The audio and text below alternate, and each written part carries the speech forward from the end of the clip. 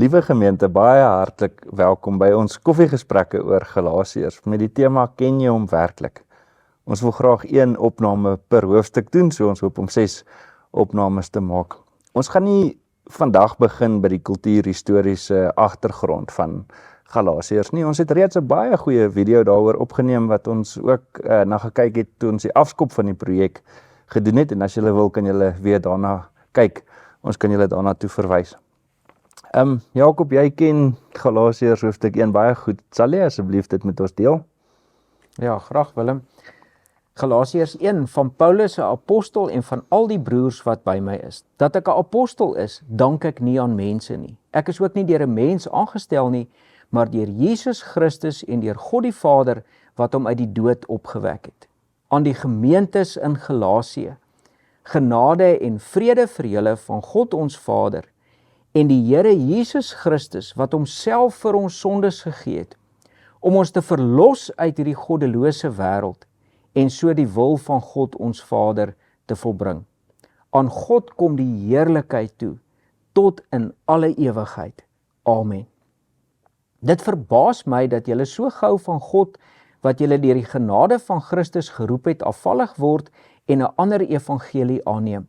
Daar is geen ander evangelie nie. Tog is daar mense wat die evangelie van Christus probeer verdraai, en dit is hulle wat vir julle in verwarring bring.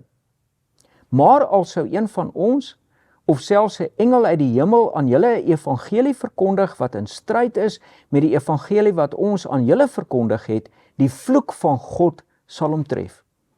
Ons het dit voorheen al gesê en ek sê dit nou weer. As iemand aan julle 'n evangelie verkondig wat in stryd is met die evangelie wat julle ontvang het, die vloek van God sal hom tref. Klink dit nou asof ek die guns van mense soek, of soek ek die guns van God? Probeer ek by mense in die guns kom? As ek nog steeds die guns van mense soek, sou ek geen dienaar van Christus wees nie. Dit moet julle goed besef, broers. Die evangelie wat ek verkondig is nie deur 'n mens uitgedink nie. Ek het dit ook nie van 'n mens ontvang of by 'n mens gehoor nie. Inteendeel, Jesus Christus het dit deur 'n openbaring aan my gegee. Julle het immers gehoor van my optrede toe ek destyds nog 'n aanhanger van die Joodse leer was. Ek het die kerk van God tot die uiterste toe vervolg en probeer uitroei. In die Joodse leer het ek onder my volksgenote bo baie van my leeftyd uitgestyg, want ek was 'n fanatieke ywerhaar vir die oorgelewerde leer van my voorvaders. Maar God het my al voor my geboorte vir hom afgesonder. En in sy genade het hy my geroep. Toe hy in sy goedheid besluit het om sy seun aan my te openbaar, sodat ek die evangelie oor hom onder die heidene nasies sou verkondig, het ek nie dadelik daarna Jerusalem toe gegaan na die wat voor my al apostels was nie. Nee, ek is Arabië toe. En daarvandaan het ek teruggekom Damaskus toe. Eers 3 jaar later het ek Jerusalem toe gegaan om met Sefas kennis te maak, en ek het 2 weke by hom gebly. Van die ander apostels het ek niemand ontmoet nie, behalwe Jakobus, die broer van die Here. Wat ek aan julle skrywe is nie leuns nie. God is my getuie. Daarna is ek na Sirië en Cilicië toe. Die gemeentes van Christus in Jerusalem het my toe nog nie persoonlik geken nie. Hulle het net gehoor, die man deur wie ons vroeër vervolg is, verkondig nou die geloof wat hy destyds probeer uitroei het, en hulle het God verheerlik oor my. Baie dankie, Jakob. Jakob, wat was die probleem? Hoekom het Paulus die brief aan die Galasiërs geskryf en hoe word dit oor die algemeen verstaan? Die probleem in Galasiërs is 'n bietjie anders as wat dit oor die algemeen vandag verstaan word. As gevolg van die feit dat Martin Luther, die 16de eeuse hervormer, die groot vraagstuk waarmee hy geworstel het, uit Galasiërs beantwoord het, het ons begin dink, maar dit is waaroor Galasiërs eintlik gaan. Die groot vraagstuk waarmee hy geworstel het is, word ons net uit genade gered, of kom werke by? Maar dit was nie die vraag wat Paulus hulle gevra het, en wat die aanleiding was vir die skryf van die boek Galasiërs nie. Om te verstaan waaroor Galasiërs gaan, moet ons na die destydse konteks kyk. En die verduideliking wat N.T. Wright gee in sy kommentaar het my oë oopgemaak vir waaroor dit regtig gegaan het. Paulus sê in Galasiërs 1 vers 10, klink dit nou asof ek die guns van mense soek, of soek ek die guns van God? En dit was 'n bekende uitdrukking wat hy daar gebruik in die Griekse teks. Die Griekse woord is anthropareskai, en dis 'n woord wat vertaal kan word met gunssoekers. As jy die Anglo-Boereoorlog se geskiedenis onthou, mense wat joiners is. Dit my dink aan die term people pleaser. Ja, people pleasers, né? En Paulus was voor sy bekering was hy besig met 'n veldtog om hierdie people pleasers te vervolg. En dit was mense gewees wat in die eerste plek kompromieë met die Romeine gemaak het. Nou ons moet onthou die Romeine het eintlik 'n nuwe ballingskap vir Israel veroorsaak. So daar was fanatieke Jode wat geglo het en hulle die hele Ou Testament agter hulle gehad dat ballingskap word veroorsaak deur ongehoorsaamheid aan God, deur nie nakoming van die wet van die Torah. So ons kan nie, soos wat die Sadduseërs byvoorbeeld gedoen het, toegewings maak en nie meer die seremoniële aspekte van wat dit beteken om 'n Jood te wees na te kom nie.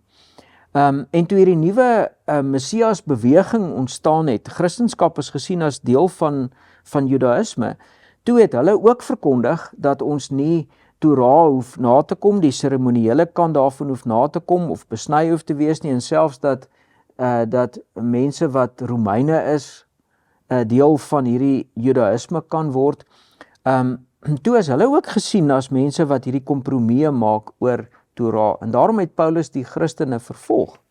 Maar nou dat hy tot bekering gekom het, nou gaan hy beskuldig word van daarvan dat hy self een van hierdie people pleasers is. En daar is hierdie dryf nou weer in die kerke van Galasië om nie Jode te dwing om hierdie seremoniële aspekte weer na te kom, want dit maak dit veiliger vir hulle. So dis die hoek waaruit Paulus hierdie Galasiërbrief skryf. En nou sê hy vir hulle, weet julle wat, die euangelion, die goeie nuus, is dat die Messias reeds gekom het, dat die wêreld 'n nuwe plek is, en dat ons moet vasstel wat die ware evangelie is. Is dit nodig om hierdie seremoniële aspekte van die wet daarmee saam te hê of nie? So dis waaroor dit gaan. Dit gaan oor wat is ware evangelie. Vals evangelie is in die Ou Testament ook gewees om afvallig te raak van God. En dis wat Paulus hier sê. Dit verbaas my dat julle so gou van God afvallig word deur 'n ander evangelie aan te neem. Ons word altyd gedryf deur evangelie. Evangelie beteken baie goeie nuus. Beste nuus. Beste nuus. Die beste nuus, daai euangelion. En so wat ook al vir ons goeie nuus is, dit sal ons dryf. Ja. Nou, afgoderry is meer waaroor Galasiërs gaan, nie of ek gered word uit genade of deur werke nie. Dit gaan eintlik oor afgoderry, en afgoderry is baie meer subtiel. Daar is hierdie tipiese afgoderry wat ons byvoorbeeld kry deur, sê nou maar, drank is jou afgod wat jou beter laat voel, of pornografie of wat ook al. Dis die obvious forme van afgoderry vandag, of welvaart. Maar afgoderry is baie meer subtiel. Jesus sê in Matteus 6 vers 33, soek eers die koninkryk van God en sy geregtigheid, en die ander dinge sal ek vir julle byvoeg. En jy sal onthou, ons het ook 'n gesprek daaroor gehad, dat afgoderry is wanneer ons hierdie dinge soek eintlik, en Jesus moet dit net vir ons bewerkstellig. En dit kan selfs godsdienstige dinge wees. Ja, juis. Dit kan juis goeie dinge wees. Ja. Byvoorbeeld, dit kan my gawe wees om te preek. En nou wil ek 'n goeie prediker wees en Jesus moet dit bewerkstellig. Dis afgoderry. Dit gaan oor identiteit. Ja, dit gaan oor identiteit. My identiteit word dan eintlik my afgod. Ja. En Galasiërs het baie te maak met identiteit. Wie is die volk van God? My identiteit kan ook 'n afgod word. Ja, moet ek besny wees om deel te wees van die kerk? Moet ek sekere dinge eet of nie eet nie om deel te wees van die kerk? Dis reg. En Jesus is die evangelie. Hy alleen is die goeie nuus. Ons kan nie die skade wees van die Ou Testament wat heen gewys het soontoe byvoeg nie. Dan word dit afgoderry. Ja, Paulus sê selfs al sou 'n engel uit die hemel uit 'n ander evangelie bring, dan is hy vervloek. Ja, dis reg. Dis reg. En wat was eintlik so afgodies van die Jode? Hulle wou veilig wees. Hulle wou sekuriteit hê, wat vandag natuurlik in die Midde-Ooste steeds die geval is. Ja. So, daarom het hulle hierdie kompromie gemaak. Dit het eintlik gegaan oor hulle sekuriteit en hulle oorlewing teen die Romeine, en die Messias moes dit bewerkstellig. So die probleem is as jy jou veiligheid soek buite Jesus in iets anders as Jesus. Ja. Verstaan ek jou reg? Ja, of Jesus moet vir jou die veiligheid gee. Okay. Dis afgoderry. Ja. Dan is veiligheid eintlik jou goeie nuus wat jou dryf. En Jesus moet net die veiligheid dan bewerk. So hy's net die middel tot die doel en die doel is my geluk, my Presies. goeie lewe. Ja, presies. Nou teenoor dit kom Paulus en hy sê, maar hier is wat die ware evangelie is. En as ons kyk uit Galasiërs 1, het ons het vir die groepe 'n plakkaat gegee. Ek gaan net die 4 aspekte vinnig noem van wat die ware evangelie is. En die eerste ding wat Paulus sê is, dit is Jesus het homself vir ons sondes gegee. So om aan te sluit by wat jy net nou gesê het, daar is nie nog seremoniële dinge nodig om ons skoon te maak, to make us clean nie. Jesus het homself vir ons sondes gegee. Hy het klaar die offer gebring. En die tweede ding wat hy sê is om ons te verlos uit hierdie goddelose wêreld. Dis so 'n belangrike saak dat ek hom eers gaan parkeer. Ek sal nou na hom toe terugkom. En so die wil van God ons Vader te volbring. Dis die derde saak wat hy sê. En die vierde een is aan God behoort die heerlikheid tot in alle ewigheid. Amen. Om net 'n toepassing te maak oor die vierde een, as hierdie projek, ken jy hom werklik, nie gaan oor die verheerliking van God nie, dat God geëer word nie, dan gaan ons eintlik met hierdie projek self ook op 'n manier afgoderry pleeg. Dit moet oor God gaan, oor die koninkryk van Jesus gaan. Maar ek het gesê ek sal terugkom na die tweede een toe. Hy het homself vir ons sondes gegee om ons te verlos uit hierdie goddelose wêreld. Die Engelse vertaling is vir my mooi, om ons te bevry uit this present evil age. Die Jode het geglo daar's twee tydperke. Dit was die Olam Haba en die Olam Hazeh. Olam Hazeh is hierdie eeu, met sy sonde, met sy gebrokenheid, met die onderdrukking van die Romeine, met ballingskap. Die Olam Haba is die eeu wat kom. En dis die krag van Galasiërs, is dat Paulus sê, die Olam Haba, die eeu wat kom, het deurgebreek. Sure. Jesus se koninkryk het ingebreek in die Olam Hazeh, in hierdie eeu. Ja. En dit is nou hier, met die koms van Jesus as Messias, wat hy agtergekom het eers op die Damaskuspad, het die hele wêreld klaar verander. En daarom moet ons nou leef binne Jesus se koninkryk. Ons kan nie skade wees wat heen gewys het na hom toe, nou nog inbring nie. Dit behoort, as ons dit doen, is ons eintlik nog vasgevang in die Olam Hazeh, in hierdie eeu. So, jy weet, ons het nou byvoorbeeld Hemelvaart gevier, wat gaan oor die kruis van Jesus wat gelei het tot sy kroning. Ja. En dat sy koninkryk ingebreek het in hierdie wêreld, en dat ons in 'n nuwe wêreld leef as gelowiges. So, dit is so belangrik vir ons ook om te besef, maar sy koninkryk het hier ingebreek. So, dit was die 4 goed op die plakkaat. Hy het homself vir ons sondes gegee, hy het ons verlos uit hierdie sondige wêreld, present evil age, om die wil van God ons Vader te volbring, en aan God kom die heerlikheid toe tot in alle ewigheid. Ja. Maar jy het die plakkaat 'n bietjie aangevul. Jy het gesê, nee, wag 'n bietjie, dis eintlik 5 sake, wil jy nie 'n bietjie daaroor gesels? Dit is so 'n bietjie onregverdig, want ek kon die voordeel gehad het van jou preek en van wat jy ontdek het, en toe kon ek na die teks kyk, en wat my werklik verbaas het is, en T. Wright sê dit ook, dat Paulus nie eintlik beweeg het tussen Jodendom en Christendom nie. Dit is eintlik was Christendom nog nie ontwikkel nie. Hy het, soos wat jy gesê het, besef, Jesus is die Messias, Jesus is die vervulling van al die Joodse beloftes en verwagtinge. En met ander woorde, dan begin hy sy brief voordat hy die Galasiërs berisp, voordat hy hulle vermaan, begin hy met hierdie stelling, genade en vrede vir julle. Ja, dis die eerste een wat hy noem, né? Voordat hy sê wat homself vir ons sondes gegee het, begin hy by die groetseën, genade en vrede vir julle. Ek het dit gemis, jy hoef nie verskoning daarvoor te vra nie. En hy begin dus by God se goedheid. Hy begin by God wat 'n waarmaker is van sy beloftes. En hy begin ook, dis eintlik 'n Ou en 'n Nuwe Testament konsep. Genade is eintlik 'n Nuwe Testamentiese konsep en dit is die offer wat Jesus gebring het wat genoegdoening doen vir ons. En vrede is eintlik 'n Ou Testamentiese konteks. So dit is asof Paulus die hele plan van God saamvat wanneer hy begin met genade en vrede. Dit was nie eintlik 'n manier hoe mense 'n brief begin het nie. Jy sou gewoonlik net die Griekse genade gesê het. Ja. Maar as Paulus vrede hier inbring, dan trek hy die vervulling van die vrede van God se volk, dit wat hulle gehoop het die Messias vir hulle gaan doen. Hy sê dit het in Jesus werklik gebeur. Ja. Ja. Jy het 'n quote oor Tim Keller, van Tim Keller daaroor. Ek Wil het jy nie dit met ons deel nie, want dit was vir my so goed toe jy het hier voor die hemelvaart preek het jy met my daaroor gepraat. The gospel is not to try your best to live according to these words and then God will favor you. The gospel is that Jesus Christ came and lived the life you should have lived, died a death you should have died, and has opened a way to Him, so that when you trust in Him, you are completely accepted by the Father.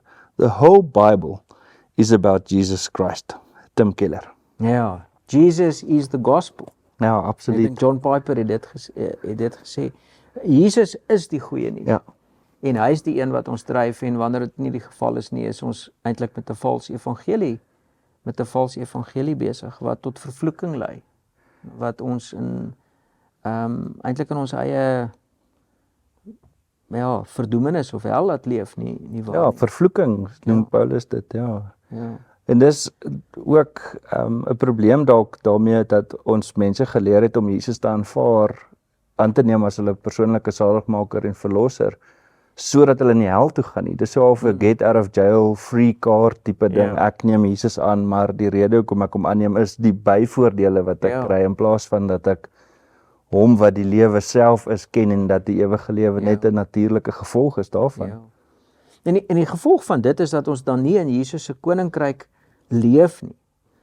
Net 'n beeld wat by my opgekom het daaroor, daar's 'n fliek waarin Tom Hanks speel Castaway, waar hy op daai eiland is. En daar moet hy leer om reg te kom. En om in hierdie present evil age te leef is soos om jou plan uit te jou lewe te probeer laat uitwerk in hierdie gebrokenheid sonder Jesus. En Ek onthou hy het so volleyball Wilson ja, wat hy wat hy hierdie gesprekke mee het, want Ja. hy's heeltemal alleen. ja. En dis vir my 'n mooi prentjie van die present evil age. Maar gestel daar kom 'n skip wat vir ons sê, hoor hierso, hier's 'n nuwe lewe, hier's mense met wat jy in verhouding mee kan wees. Die wêreld is 'n ander plek. Dan wil ons baie keer nie van die eiland afgaan nie, want ons het geleer om op 'n manier te cope met ons eie pogings om hierdie gebrokenheid dit raak funksioneel eintlik in ons lewe, Dis ten minste bekend. Die vryheid is dan te nuut en Dis te reg. oorweldigend. Ja. terwyl daar 'n ander wêreld is en dis Sure. waar oor Galasiërs gaan. En wanneer ons op daai eiland bly, is ons identiteit castaways Ja. en ons is deel eintlik dan eintlik al in die hel. Dis wat my nou laat dink daaraan, nê. Ons is eintlik in the present evil age vasgevang. Slawe dan van gebrokenheid. Ja. Ja. En as ongelukkig vandag steeds mense wat 'n vals evangelie verkondig en toepassings jy het toepassings daaroor gemaak. Wil jy nie kortliks vir ons net iets daaroor deel nie? Ja, dit was vir my verbasend om te sien hoe relevant Galasiërs eintlik is. Daar's elke Jan Rapp en sy maat kan die evangelie op YouTube of op die internet verkondig en daar's eintlik baie verdraaiings. Ons het eintlik maar dieselfde probleem as wat die Jode in Paulus in die Galasiërs se tyd gehad het. Ons soek ons eie veiligheid, ons soek ons eie dinge waarvan ons hou om te hoor, wat ons laat goed voel ensovoort. So net een toepassing is die Word of Faith movement wat sê, ek gaan 'n aanhaling van Joyce Meyer met julle deel. Words are containers for power. They carry creative or destructive power, positive or negative power, and so we need to be speaking right things over our lives and about our futures if we expect to have good things to happen. Die probleem hiermee is, jy word dan jou eie verlosser. Jy is in God se beeld geskep en God het geskep deur te praat, so nou kry jy as sy kind ook hierdie vermoë om te skep wanneer jy praat. Hulle gebruik baie keer die vers, die mag van lewe en dood lê in die tong. En nou skep jy jou eie werklikheid deur seëninge oor jouself uit te spreek en vloeke af te sny, en dit raak al hierdie, jy's soos 'n geestelike ninja wat goeters afchop en goeters plant, en dit het eintlik niks meer met Jesus te doen en wat hy aan die kruis gedoen het nie. Jy word eintlik 'n Jesus. Dis eintlik bietjie van 'n new age tipe magic. En ons reg Jesus se naam daaraan. Ons sal sê in die naam van Jesus of deur die bloed van Jesus, of hierdie kar word beskerm deur Psalm 91. Dit raak 'n bietjie belaglik in plaas van, en ek dink dis wat Paulus probeer sê, is sit jou vertroue in wie Jesus is. Nie in wie jy is of wat jou gemaklik laat voel of wat jou veilig laat voel nie, maar in hom wat jou ultimately veilig maak. Ja, want ek weet Joyce Meyer, ons praat nou maar net oor haar hier, is baie ander eksponente hiervan, is dan eintlik met prosperity besig, nie? Wat is dit wat vir my prosperity gee? En dis hierdie hele prosperity gospel met Benny Hinn, Kenneth Copeland. Dit gaan eintlik oor presies dieselfde saak as wat dit vir die Jode oorgegaan het. Wat gaan ons laat prosper teen die Romeine? Selfbehoud. Dis selfbehoud en voorspoed, ja. Ja, en dan is jy eintlik terug op daai castaway eiland, nee, dis eintlik iets verskrikliks. Hoe meer dit oor ons prosperity gaan, hoe minder gaan dit oor Jesus as die ware evangelie. Hy moet dit eintlik net vir ons bewerk. En hoe minder gaan dit oor die heerlikheid van God. Absoluut. Wat deurbreek. Ja. Dit is baie interessant, Jakob, dat dit is van toepassing na twee kante toe. Ek het dit ook nie, ek ontdek dit op 'n manier in my lewe, maar beide na die konservatiewe kant toe, dat jou veiligheid in leerstellings lê, die regte leerstellings, Ja. of na die ekstreem charismatiese kant toe, dat jou veiligheid lê in die gawes wat jy het en die dinge wat jy kan doen in Jesus se naam. Beide van dit is eintlik 'n wegbeweeg van daarvan dat Jesus die sentrum en die kern is. Ja. En ek dink ons harte is so bedrieglik. Dit is eintlik maklik om nou mense uit te sonder en goeters te sê, maar ons het dit in elkeen van ons ook, dat ons harte is so maklik afgodies. So maklik gaan dit oor die dinge wat my geseënd laat voel. Die voorspoed van my kinders, gesondheid in my lewe wat ek van die Here afbid, en dit is nie verkeerd om dit van die Here te bid nie, maar as dit die goed is wat my dryf as goeie nuus, of dat ek gelukkig is by die werk, net so skuif die ding. En ek dink, jy weet, in 'n verkiesing waarin ons byvoorbeeld nou is dit die dryfkrag baie keer van politieke partye. Wat gaan vir ons prosperity, sekuriteit in Suid-Afrika bewerkstellig? Ja. En onmiddellik tap dit in eintlik in afgodiese harte, dat dit gaan oor ons voorspoed in hierdie land. En die Bybel sê, wees versigtig met wat in jou hart omgaan, want dit bepaal jou hele lewe aan die een kant, en die hart is bedriegliker as enigiets anders. So, dis baie heilige grond waarmee ons werk op die ou ende. Ja, so Galasiërs daag ons eintlik baie uit vir vandag se vraagstukke, nie? Absoluut. Ja, en daar's 'n nuwe pad, nie? Vertel ons 'n bietjie van die nuwe pad, Jakob. Hoe lyk die oplossing? Ja, ek gaan dit baie kort hou. 1 vers 15 is so 'n belangrike vers. Paulus sê, maar hy het my al voor my geboorte vir hom afgesonder. Sure. En in sy genade het hy my geroep, en toe hy in sy goedheid besluit het, vers 16, om sy seun aan my te openbaar, en so meer. Ek het daai eienskappe van Paulus se nuwe pad het ek opgesom in 5 sake. Wat ook 'n plakkaat is wat na die groepe toe gegaan het. Maar ek dink dit is so belangrik om raak te sien. Dit gaan nie oor, voordat ek daarby kom, dit gaan nie oor Paulus se bekering in die eerste plek en wat met hom gebeur het nie, want dan verloor die boek vir ons eintlik relevantie vir onsself en vir die Galasiërs, want hulle was nie op die Damaskuspad. Ja, is net hy wat dit gaan nie oor hierdie ervaring van Paulus wat hy gehad het nie. die Paulus voor en die Paulus na bewys net dis eintlik 'n onweerlegbare bewys dat iets bonatuurliks met hom gebeur het. Dis sy eie getuienis. Ja, sy eie getuienis. Jy kan tog nie 'n ou kry wat so 'n fanatieke vervolger van Christene was, wat nou 'n totale ander ding doen nie. So hy het op 'n totaal nuwe pad beland. En hy gee 5 eienskappe van hierdie nuwe pad. En die eerste lê in die woordjie goedheid wat in die nuwe vertaling is. Dis eintlik die woord welbehae soos die 2020 vertaling dit vertaal. En dit is dis dieselfde woord wat gebruik word wanneer die herders oor Jesus se koms sing. Of wanneer die engele oor Jesus se koms sing. Vrede op aarde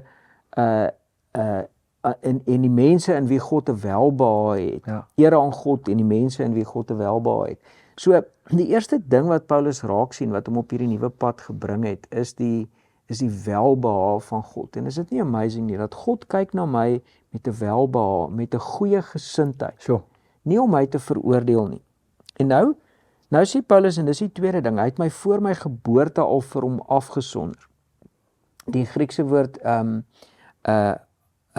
aphorizo wat hier gebruik word, ons hoor horizo, horison, en dit is soos om 'n merkpen te vat en op 'n horison 'n kringetjie te maak om iemand. Dat Sure. Die Here het my al letterlik staan hier in die baarmoeder gemerk vir hom afgesonder.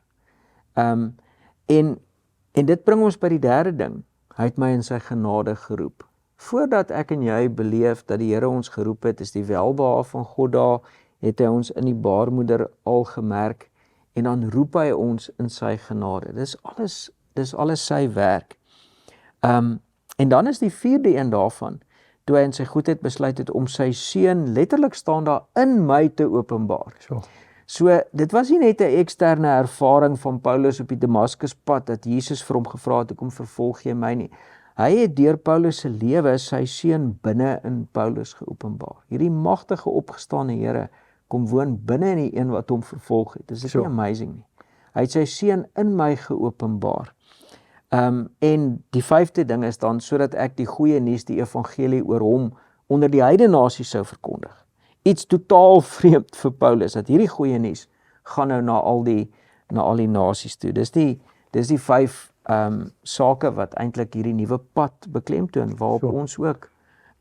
ons ook kan kom. Wonderlik. En dit bring die vraag, die volgende vers sê dan, ek is nie onmiddellik dadelik daarna Jerusalem toe om mense te raadpleeg wat voor my al apostels was nie. Nee, ek is Arabië toe. En daarna het ek teruggekom na Damaskus toe. Hierdie nuwe pad moet bedink word. Paulus het Arabië toe gegaan, want as ons kyk na Galasiërs 4, Sinaï berg is in Arabië. En dis die plek waar die volk die wet ontvang. Ja. So waarskynlik het Paulus daar gaan sit om te gaan dink, maar wat is die implikasies nou vir Torah, vir die wet, wat ek my hele lewe voor beywer het. Sy siel wat hy. Sy siel. Ja. Hoe moet ek nou my godsdienst beoefen? Ja. En ek dink die punt is, hy het gaan tyd neem, en ons moet nie rush met hierdie nuwe pad nie. Hy het gaan tyd neem en gaan dink oor sy nuwe pad. En dit was net vir my interessant, dat die feit dat hy Arabië toe is, N.T. Wright sê, dit bring hom in verband met Elia, wat down and out was, en die engel gee vir hom kos, en dan laat die engel hom na die Horeb berg toe vat, wat as ek reg verstaan, dieselfde is as Sinaï berg, en daar kry Elia ook ontmoet hy vir Jahwe, en hy kry die opdrag om 'n nuwe koning te gaan salf. En Paulus gaan sit by Sinaï berg in Arabië, en hy salf Jesus as die nuwe koning van die koninkryk, of hy verkondig dat Jesus die nuwe koning van As die Messias, nee. As die Messias. Sure. Ja. En dit bring Paulus eintlik in lyn met die groot profete van die Ou Testament. So dis moontlik dat hy dan ook daai suggestie maak. Ek was ook Arabië toe. Ek is ook een van die groot profete eintlik. Sure. Waarna jy moet luister, want Jahwe het met my gepraat. Jahwe is tog Jesus. Dis baie significant wat jy sê oor die profete, want die profete se rol in die Ou Testament is eintlik 'n baie mooi saak as jy dink aan God se hart en God se goedheid. So die profete het opgetree om aan die konings gedwaal het, hulle het afgoderry beoefen en dan het God profete gestuur om 'n korrektief, om 'n regstelling toe te pas op die volk en op die geskiedenis van Israel. Die priesterampt was eintlik van die begin af, Adam en Eva is eintlik al as priesters aangestel om diens te doen in die skepping, en die tempel was ook 'n beeld van die skepping. Maar die koningampt op 'n manier was nie bedoel om te wees nie. Wanneer Samuel na die Here toe kom en hy sê die nasie Israel wil 'n volk hê soos die ander volke. Dan sê 'n koning hê, ekskuus, ja. Dan sê die Here vir Samuel, hulle het jou nie verwerp as profeet nie, maar hulle het my verwerp as koning. God wou eintlik die koning gewees het. So die profete kom soos Paulus en wys dinge tereg wat deel is van God se pad met die mensdom. En spesifiek wat jy gesê het, God het my al voor my geboorte vir hom afgesonder. Spesifiek daai woorde word van beide Jesaja en Jeremia gebruik en in verband gebring met die nasies. So daar staan in Jeremia 1:5, voordat ek jou in die moederskoot gevorm het ek jou geken, en voordat jy gebore is, het ek jou aan my gewy en jou as profeet vir die nasies aangestel. So dit het presies hierdie selfde gevoel as wat ons kry in Galasiërs. En in Jesaja 49:5 staan daar, en nou maak die Here aankondiging, hy het my in die moederskoot al sy dienaar gemaak om Jakob na hom toe terug te bring. En dan sê hy later, dis nie genoeg dat jy my dienaar is vir die stamme van Jakob om hulle te herstel nie. Ek maak jou 'n lig vir die nasies. So ons kry presies hierdie idee van die herstel van God se pad. In die Ou Testament met die profete kry ons ook met Paulus in die Nuwe Testament. Ja, dis fenomenaal. Sure. So Galasiërs, as ons aanvaar dat Paulus homself ook as 'n profeet aanbied hier, is 'n baie sterk profetiese boek vir ons ook vandag. Absoluut. En dat ons moet luister na die profetiese boodskap vir ons vandag, want profete wys ook dwaalleer in vandag se tyd, vir hulle tyd uit, en daarom geld dit ook vir ons vandag. So, sure, dis baie belangrik. 'n ander interessante ding uit wat jy nou uit sê is, jy weet, ons dink baie keer net in terme van, is dit 1 Korintiërs 14 wat sê dat profesie is bedoel om op te bou en positiewe boodskappe gee. Ja.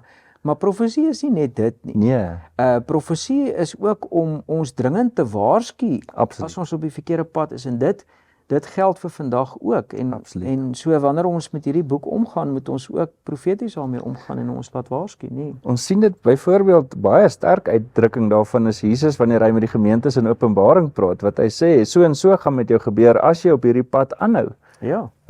Dis 'n waarskuwing.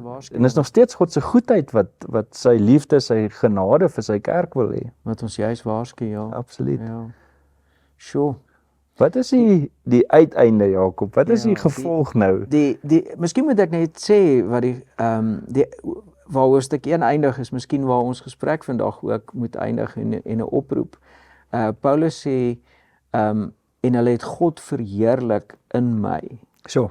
Die gelowiges in die gemeentes in Judea het hom nog nie persoonlik geken nie, maar het God verheerlik in hom. En dis die hele doel van hierdie projek, ken jy hom werklik, is dat God verheerlik word deurdat mense, ook mense wat hom nie ken nie, Jesus of God in ons sal sien, omdat hierdie boek ons so verander. En dit is my bede dat dit sal gebeur, en dat ons elkeen sal stil raak en sal vra dat Jesus die goeie nuus binne in ons sal wees, sodat God verheerlik sal word. Absoluut. Luister en beweeg, dat ons sal luister na die ware Jesus, en wanneer ons regtig luister, sal beweeg in die plekke waarin hy ons lei. Ja. Absoluut. Dankie. Dankie.